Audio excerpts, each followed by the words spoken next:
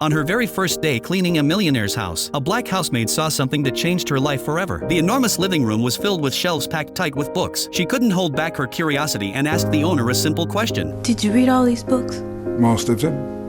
Why? His answer made her realize something powerful. Knowledge could truly change a person's destiny. That night, when she got home, she turned off the television. She sat down and made a learning plan for her children. She told them they had to finish 2 books every week, and on weekends they needed to write a report about what they had read. If you use that time to develop your God-given gifts, wouldn't be long before folks was watching you on TV. Those words sank deep into her son's heart. From then on, a boy named Carson studied late into the night, but even with all his effort, he was still at the bottom of the class. When his teacher asked how many questions he had answered correctly on the exam, he whispered, "None." The classroom erupted with laughter. Carson lowered his head in shame. Every day after school, he avoided his classmates so he wouldn't face their stares, but the teasing never stopped. Finally, he lost his temper and got into a fight. He was sent to the principal's office. When the principal demanded an explanation, Carson said it was an accident, but no one believed him. The principal pulled out his report card and handed it to his mother. It was filled with nothing but D's and F's. He warned her that if things didn't change soon, the school would have no choice but to expel him. On the way home, Carson was overwhelmed with guilt. He promised his mother he would never fight again, but when it came to grades, he wasn't so sure. He had already tried his hardest, and maybe his classmates were right. Maybe he really was dumb, but his mother looked him in the eyes and said firmly, "You're not dumb, my son. You are smart. You just haven't used your intelligence yet. But if you keep these grades, you'll spend your whole life scrubbing floors in a factory." Her words shook Carson to the core. He vowed to change, to prove himself to his mother. Yet no matter how hard he worked, his grades didn't improve. Then one day, his mother noticed something strange about the way he read. She soon discovered the truth. Carson was severely nearsighted. She didn't hesitate. She broke open her savings and bought him his first pair of glasses. For the first time, the words on the board came into focus. For the first time, his eyes locked onto the pages of his books. Slowly, his grades began to rise. The day he finally passed an exam, his mother's joy was beyond words. From that moment on, Carson started to love learning. He read late into the night at the library. He read in his dimly lit bedroom. He even read in the bathroom at home. Anywhere he could, he studied. Soon, his grades improved dramatically. When he brought home his very first A, he rushed home after school, eager to share the joy with his mother. But she told him calmly, "If others can do it, you can too, and you can do even better." Those words became his driving force. Carson pushed himself harder than ever. The first time he stood at the front of the class to be praised by his teacher, he felt something he had never experienced before. It lit a fire inside him. As time passed, his hunger for knowledge only grew. He became fascinated with everything, even a simple pebble on the ground. His curiosity drove him to read every book he could find about rocks. That curiosity paid off one day in science class. The teacher held up a black stone and asked if anyone knew what it was. The room was silent. Then Carson raised his hand. "It's obsidian," he said, and went on to explain how it formed. His explanation was so detailed that even the teacher learned something new. From that day on, his classmates saw him differently. After class, the teacher showed him a microscope and invited him to take a look. That single moment opened a door to a whole new world. Carson's desire to explore the unknown grew even stronger. 4 years later, the boy who once sat at the bottom of the class stood proudly at the top of his grade. His mother watched him walk across the stage to receive an award, her heart bursting with pride. After years of determination, Carson earned a place at Yale University with a full scholarship. He even met a brilliant young woman who became his girlfriend. Together, they dreamed of the future. But Carson still faced obstacles. His grades in chemistry were so poor that he had failed multiple times. If he didn't pass this time, his dream of becoming a doctor would collapse. As he struggled, his girlfriend asked him, "What's the thing you do best?" "Reading," Carson replied. "Then do what you do best." She said, "Read. Read as much as you can. You'll find the answers in those books." Carson took her advice. He studied day and night. With her help, he filled in every gap in his knowledge. When the exam finally came, the pages were filled with complex chemical formulas, but Carson's mind was ready. Answers flowed as if his pen had a life of its own. When the results were posted, his name was there. His hard work had paid off. At graduation, Carson was recommended for an interview at Johns Hopkins Hospital, a place known as the Mecca of medicine. But it was also where countless dreams were crushed. Each year, they accepted only 2 neurosurgeons, and that year, 125 applicants competed for those spots. One question mattered most. "What makes you think you can be a brain surgeon?" Carson answered calmly. He spoke about his passion for exploring the unknown. Then he asked, "Do you believe in miracles? The human brain is a miracle, and I believe every person has the power to create miracles." His confidence and composure impressed the interviewers. Those were exactly the qualities a neurosurgeon needed. Carson was accepted, although he was only an intern. His heart was filled with excitement, but reality was harsh. At first, the receptionist mistook him for a janitor. Later, a senior doctor confused him for a nurse and told him to draw blood from a patient. Carson checked the chart and realized the patient was severely anemic. Drawing blood could have made things worse. When he refused, the doctor saw it as a challenge to his authority. Carson was harshly scolded. Though humiliated, he held his anger inside. It wasn't weakness, it was self-control, something life had taught him. Then came his chance. One night in the ER, a young man was rushed in after being struck in the head during a baseball game. His life hung by a thread, but all the neurosurgeons were away at a conference. The only doctor there was Carson, still just an intern. By rule, he wasn't allowed to operate, but as the patient's condition worsened, Carson knew he had no choice. Guided by duty, he stepped into the operating room as lead surgeon for the very first time. 4 hours. He worked with focus and precision, and in the end, he saved a life. But soon after, he was summoned to the director's office. His decision had broken hospital rules and could have put them at risk. He braced himself for punishment. Instead, the director gave him news so shocking it would change his life forever. Want to know what happened next? Follow me. The rest of the story is coming soon.